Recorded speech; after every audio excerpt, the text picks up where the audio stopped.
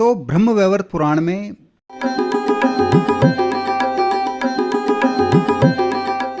राधे राधे दोस्तों, मैं आचार्य राधा वल्लभ मिश्रा आपका हमारे चैनल एस्ट्रो प्रॉफिट में बहुत बहुत अभिवादन करता हूं। हम वास्तु पढ़ रहे हैं, समझ रहे हैं और उसी अनुरूप आज इस एपिसोड में हम जानने वाले हैं जो प्लॉट है या जो फ्लैट आप ले रहे हैं या जो अपार्टमेंट आप ले रहे हैं, उसमें जो डायमेंशन है वो बहुत महत्वपूर्ण है। यदि आपने वास्तु अनुरूप बहुत सारी चीज़ें सही बना भी ली और डायमेंशन ही सही नहीं हुआ, प्लॉट की जो आकृति है वही अच्छी नहीं हुई, तो बहुत बड़ी परेशानी आती है। वो वास्तु दोष है, उसे भी समझते हैं। तो इस वीडियो में हम जानेंगे कौन से डायमेंशंस आकृति अच्छी है, दूसरा कौन से ऐसे प्लॉट साइज़ या फ्लैट और अपार्टमेंट की आकृति है, डायमेंशंस हैं जो अच्छी नहीं हैं, और वास्तु के दूसरे शास्त्रों में जहाँ पर विरोध है उसे भी जानेंगे और सही विधि भी इस वीडियो में हम समझने वाले हैं। तो इस एपिसोड में आप बने रहें, बहुत ही महत्वपूर्ण एपिसोड है। ऐसा आया है, आयते सिद्धयः सर्वा चतुरस्त्रे धनागमः भद्रासने कृतार्थत्वं व्रते पुष्टि विवर्धनम। यदि भूमि आयताकार है, रेक्टेंगल है, तो वो भूमि सबसे अच्छी है, वो प्लॉट सबसे अच्छा है, वो फ्लैट सबसे अच्छा है और वो सिद्धियां देने वाला है। हमारी जो इच्छाएं हैं वो वहाँ पे परिपूर्ण होती हैं। दूसरा इसमें बताया है, जो चौकोर भूमि है अर्थात जो प्लॉट स्क्वायर है, बराबर है जो चारों ओर से, वो भी अच्छा है, परंतु इसमें विवाद है और वो हम एपिसोड के अंत में जानेंगे उसे भी। तीसरी बताइए भद्रासन भूमि।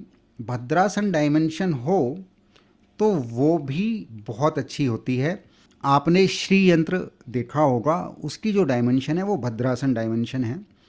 तो ऐसी भूमि हो तो वो भी अच्छी होती है, वो डायमेंशन भी बढ़िया बताया है।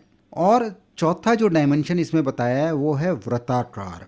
तो यदि सर्कुलर लैंड हो, प्लॉट हो, तो वहाँ पर भी अपना निवास स्थान बनाना शुभ होता है। वो वृद्धि देने वाली है, वो पुष्टि देने वाली है। अब जो विवाद है उसे हम बाद में समझते हैं, वो बहुत ही महत्वपूर्ण है। अभी और डायमेंशन समझ लेते हैं। यदि चक्र रूपी डायमेंशन हो तो दरिद्रता आती है। यदि जो प्लॉट है या अपार्टमेंट है वो विषम बाहु हो तो परिवार में शोक होता है, दुख होता है। यदि भूमि जो है, प्लॉट जो है, जो हमारा निवास स्थान है, वो शकट जैसा हो, पुराने ज़माने में जो बैलगाड़ी आपने देखी हो, यदि वैसा शेप हो तो वो सुख और धन दोनों में हानि देता है। यदि जो निवास स्थान या भूमि है वो लंबी ही लंबी हो, डंडे जैसी, और उसमें चौड़ाई ज़्यादा ना हो, तो वहाँ पर पशुओं संबंधी हानि, आज के संदर्भ में बोलें तो वाहन हानि होती है और वंश में भी समस्या आती है। यदि निवास स्थान मृदंग समान हो तो उसमें जो परिवार में जो स्त्रियां हैं उन्हें परेशानी होती है, स्वास्थ्य संबंधी बहुत ज़्यादा समस्याएं आती हैं और वंश हानि बताई है, तथा बंधुओं से भी विवाद होता है, बंधुनाश भी उसमें बताया है। यदि आकृति जो है वो पंछी जैसी हो तो ऐसे में धननाश होता है। यदि प्लॉट या निवास स्थान की जो डायमेंशन है वो कछुए जैसी हो, अर्थात बीच में से उठी हुई हो और चारों तरफ से नीचा हो, तो ऐसे में बंधन होता है और पीड़ा होती है।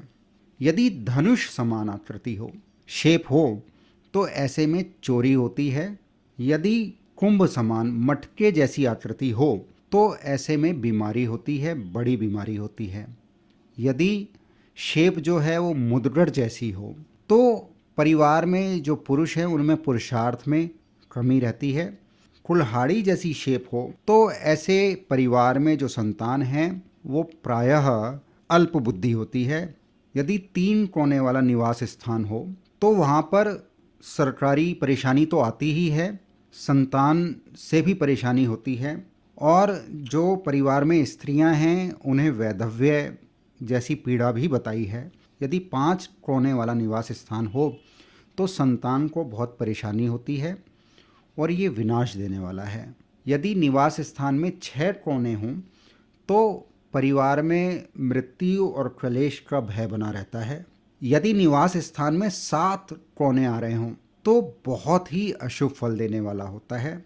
यदि 8 कोने वाला निवास स्थान है तो परिवार में बीमारी बनी रहती है और दुख बना रहता है। छाछ के समान वाला यदि घर हो तो ऐसे में धन और पुष्टि देने वाली जो चीज़ें हैं उनका नाश होता है।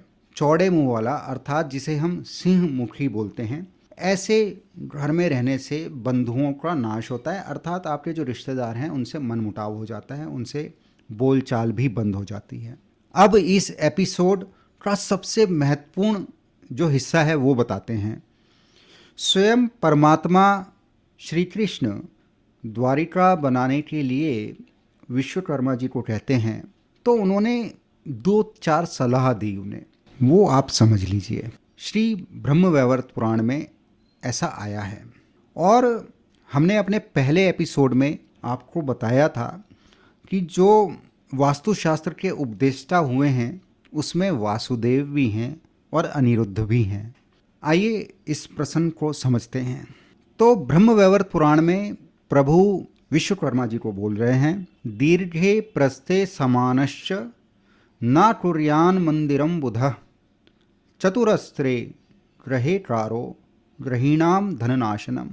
बुद्धिमान पुरुष को चाहिए जिस प्लॉट में लंबाई और चौड़ाई बराबर हो, ऐसे में घर नहीं बनाना चाहिए। इससे जो गृहस्थ हैं उनका धन नाश होता है। तो इससे एक बात आती है साफ साफ, जो भी गृहस्थ जीवन में हों उन्हें कोशिश करनी चाहिए वो पूरी तरह से चौकोर जिसकी लंबाई और चौड़ाई बराबर हो, इस डायमेंशन में मकान नहीं बनाना चाहिए, घर नहीं बनाना चाहिए।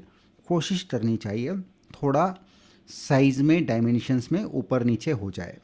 हमने इस एपिसोड के शुरू में बताया था आयताकार मकान जो है वो अच्छा होता है, परंतु उसमें भी विश्वकर्मा प्रकाश में आया है विस्ताराद द्विगुणम गेहम गृह स्वामी विनाशनम। यदि चौड़ाई से, मान लीजिए चौड़ाई जो है वो 30 फुट है तो उससे डबल, ज़्यादा से ज़्यादा उससे डबल लंबाई होनी चाहिए, डेप्थ उससे ज़्यादा से ज़्यादा डबल होनी चाहिए। मान लीजिए 30 फुट चौड़ा है तो 60 फुट डेप्थ में जो है 30 बाई 60 में प्लॉट बनाना चाहिए, उसमें निर्माण होना चाहिए। चौड़ाई में डबल से ज़्यादा, डेप्थ में, लंबाई में निर्माण नहीं होना चाहिए। तो इस एपिसोड में हमने जाना आयताकार प्लॉट हो उस डायमेंशन में यदि हो तो वो सबसे बढ़िया है, वृत्ताकार भी अच्छा है, भद्रासन भी अच्छा है, और चकोर यदि हमें लेना हो तो थोड़ा सा डायमेंशंस में हेरफेर होनी चाहिए, तब उसमें भी निर्माण संभव है। अब ये जो टेढ़े मेढ़े साइज़ हैं, ये जब प्लॉट होता है तो जब हमारे पास आते हैं तो हम तो उसे सही डायमेंशन में बना देते हैं, साइड वाले हिस्से छोड़ देते हैं। पर नई समस्या जो आ रही है वो ये है, जब हम अपार्टमेंट्स में जाते हैं तो वहाँ पर जो फ्लैट होते हैं वो बहुत बार इस डिज़ाइन से बना दिए जाते हैं जहाँ पर 5, 6, 7, 8 कोने उसमें बन जाते हैं। तो वहाँ पर जो है हमें बहुत विशेष तौर पर बहुत ध्यान देना चाहिए। जितना मर्जी हम वास्तु और तरह से सुधार लें, पर यदि वहाँ पर समस्या है तो उसे सही करना बहुत ज़रूरी है, उसका दोष निवारण बहुत ज़रूरी है। तो आज हमने इस वीडियो में जाना, जब भी हम अपने लिए निवास स्थान बनाते हैं, चुनते हैं, तो जो डायमेंशंस हैं वो बहुत इम्पॉर्टेंट है। आशा करता हूँ आज का ये एपिसोड आपके लिए बहुत ही जानकारी देने वाला रहा। बहुत जल्दी नए एपिसोड में फिर से मुलाकात होगी, तब तक के लिए राधे राधे।